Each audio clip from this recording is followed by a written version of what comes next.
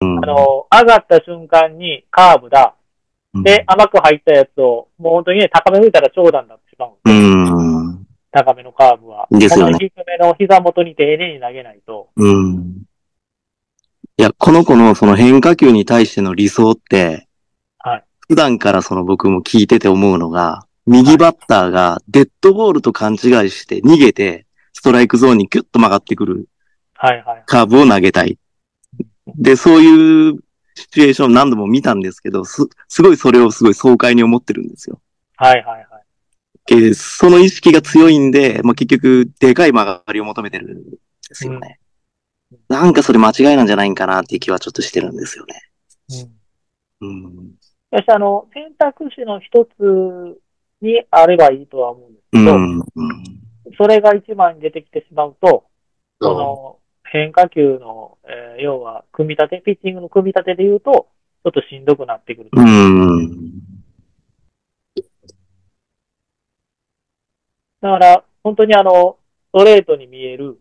いや、今はお話聞いてると、変化球投げたり、ストレート投げたりするときも、腕の軌道が違うような感じうで思っん。てるんですけど、それはやっぱり、そのスリークォーターとスリークォーターで同じフォームで、要はスライダー、うん。カーブ、で、フォーク、チェンジアップ。まあ、そんなんが惚れていかないといけないのうで、ん。だし、そこですよね、一番は。なるほど。はい。で、結局多分というか間違いなくなんですけど、今のカーブの掘り方でリリースを前で離した時には絶対勝負つくと思うんですよ。うん。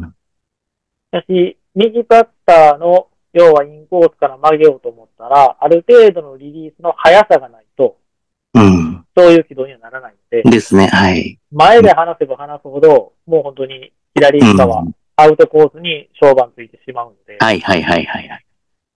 でも本来そこで、そこのリリースで、スライダーやカットボールやチェンジアップやフォーうクとかを持ん。っていかないといけないんですけど、うん。もうカット投げるぐらいの感覚でちょうど普通のスライダーになるんじゃないんかないうぐらい曲がりがでかいんですよ。あ、はい。ほな、なおさら、それうがいいですよん。ね。ですよね。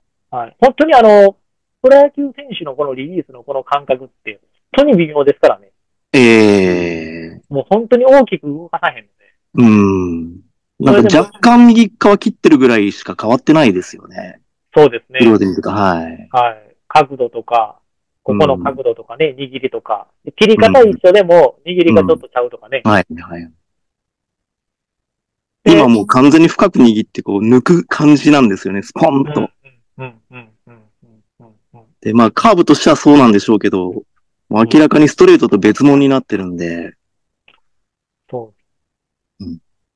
なんか今、それこそ話聞いてたら、ストレートだけで抑えれてしまうから、うストレん。ートの割合が多くて、はい。で、変化球も入ったり入らへんかったりやったら、向こうの打線うん。で言うと、結局ストレート打ちに行かないといけないんですよね。はい。そうなんですよ。割合が低い変化球を狙い撃ちするっていうのはちょっとリスク高すぎるうので、ん。ボール球ももしかしたら多かったら。ですね。で、ストレートで抑えれてしまってるので、要するに格下のバッター相手に、ちょっとマウンド取ってる感じですよね。そうです。そうです。それが、相手がこうステージ上がってきて、レベル上がってきたときに、うん。変化球が必要になってきたときに、まあ、うん。変化球が増える。例えばストレートうん。だけでカットされたり、うん。ヒット打たれたり、粘うん。られてきたときに、変化球の割合が増えてきたときに、またこうね、ピッチングのストレートのばらつきも出てきたり、うん。で今度変化球が多くなってきたら、カーブは狙われると思うんで、うん。それこそストレートよりもカーブの方が合わせやすいって判断されたときに、うん。その辺のなんかこうね、バランスが、このピッチングの当日の出来次第は出てきたりもうする。ん。すごく状態としては、まあまあ、すごいレベルの高いところでピッチングをされてるんですけど、うん。あの、先を見ながらやった方が、やっぱり、ですね、ね。ガーンと上はい。がった時に、うん。急にびっくりすると思うんで、うん。今、その同級生相手もなってるんで、はい。まっすぐだけって分かっててもまだ空振りしてくれるんですよね。うん。でも高校生になったらもうそれまずないと思うんで。うん。うん。そうそうですよね。今のうちに。うん。だから今のね、高校野球なんかは本当に1年生でもね、ずっとエースですぐ投げさせてもらっていって、やっぱりそれぐらいのレベルの子もね、いっぱい多く出てきてるので、まあ、外向くんのレベルやったら当然そこを目指せるし、目指さんと、ちょっと見てるところが低い方、もったいないですよね。なるほど。そうそうね。なんかその見逃し三振より空振り取れるっていうのが、しかもど真ん中の空振り取れるっていうのにもしかしたら価値を置いた方がいいかもしれないですね。でピッチングの中身とかでも、これすごく大事なんですけど、ストレートの質が悪いピッチャーほどコースを丁寧に投げたがるんですよ。なるほど、なるほど。でも、結局ストレートの質が悪いと、ボール球でもヒット打たれるんですよ。なるほどですね。はい。で、ストレートの質がええピッチャーほど、ど真ん中意外に行ってるけど、みんなファールで打ち損じるんですよね。はいはいはいはい。だし、俺のストレートどないなんやろうって確認するときにも、まあ要は初球ど真ん中近くのやつで、例えばファールとか空振りとか取れていく。まあそれを今度、2ストライク目、3ボール目なんかは、要はどんどん外に投げていったら、バッターはそれだけで打ちにくい。ですね。はい。で、変化球も真ん中付近からどんどんずらしていったら、逆よりもよっぽど打ちづらくて。よくあるのは、要はワンストライク目、ツーストライク目、要はコースギリギリのストレートでカウント稼いで、それ以上のコースないやろっていう、要は配球してしまって、最後のボールちょっと甘めに行くから、余計ボール打ちやすいみたいな。はいはいはい。そんなね、3球ともそこに投げるピッチャーでなかなかいないので。ですね。はい。だし、正友君の今の段階で言ったら、ど真ん中のストレートでちゃんと空振りが取れるかどうかの確認とか、ど真ん中の変化球で、いや、綺麗がないとやっぱど真ん中ね、抜けたようなストレートじゃ打たれると思うんで、はい。変化球もど真ん中に投げる。で、そこの、要は綺麗。抜けたボールじゃなくて綺麗で、ちゃんとど真ん中のスライダーやど真ん中のフォークやど真ん中のカーブで打ち取れるような確認の仕方の方がものすごく大事だと。なるほどですね。は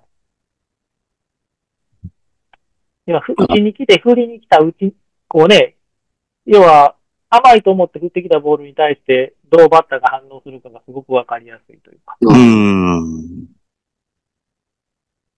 なるほど。ね。しかし、甲子園見てたらそうなんですけど、意外にね、甘いボールを、好投手からみんなど真ん中打ち損じるんで。ですね。はい。で、逆にボール球だろうがなんだろうがね、打たれるピッチャーは本当に丁寧にフォローがない勝負。コントロールいいピッチャーって意外とコーナー狙ってないって言いますよね。プロのピッチャーでも。大まかにしか見てないっていう。っていう感じしますね。もう絶対変化球も利率は前の方がいいので、どっちにしても、後ろより。なるほどですね。あとは正友君なんかは本当にレベルが高いピッチングをしていけるので、本当にフォームだけじゃなくて、仕草なんかも意識される方が絶対いいと思う。すいません、もう一度お願いします。仕草。仕草とか、マウンドさばきの中での癖なんかも見てたらいいと思って。なるほどですね。はい。握り替える時のグローブの角度とか。はいはいはいはい。それぐらいしていった時に、高校1年生で、ね、甲子園常連校のエースなんかも全然あり得ると思うんですけど、そういうとこも見られるんで。今で言うたら、まあ変な話ですけど、上から要は投げに来たら変化球やなとか。バレるはずです。はい。それで空振り取れるような、本来だと取れるようなボールもね、当てられたり、救われたり。この辺の精度でしょうね。で、そこがね、結構時間かかるんですよ。要は、10球投げて質のいいボールどんだけ投げれますかとかいう勝負になってくるので。まあ、もしかしたら、ばらつきが大きいかもしれないですね。10球投げた時に同じボールをどれだけ投げれるかっていう。そうですね。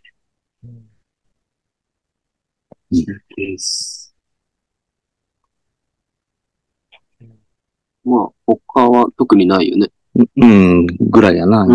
今、変化球とかその辺です。そうですね。変化球、また、動画ね、わかりました。撮影で撮ってもらったやつで、ちうん。ょっとフォーム見させてもらって、またそはい。れに合うアドバイスができると思う。了解です。はい。投げてみる？うん。はい。はい。これ、どうかい？こっちか。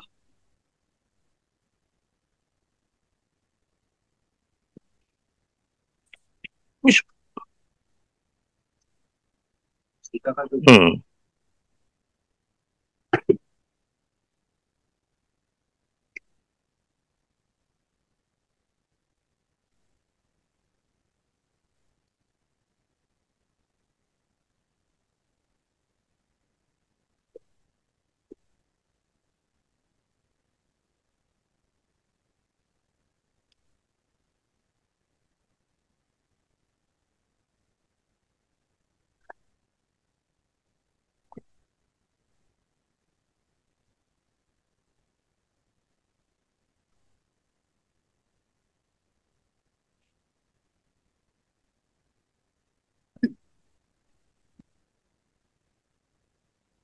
うん、あの、前見させてもらった時よりも、はい。だいぶフォーム自体が安定感あるので、はい。すごくいい状態やなっていう感じです。左手の位置がこの前バラバラやって、ああ。リリースも結構ばらついてたり、まあしうてたと思うんん。ですけど、まあうん。かなり安定感あるので、うん。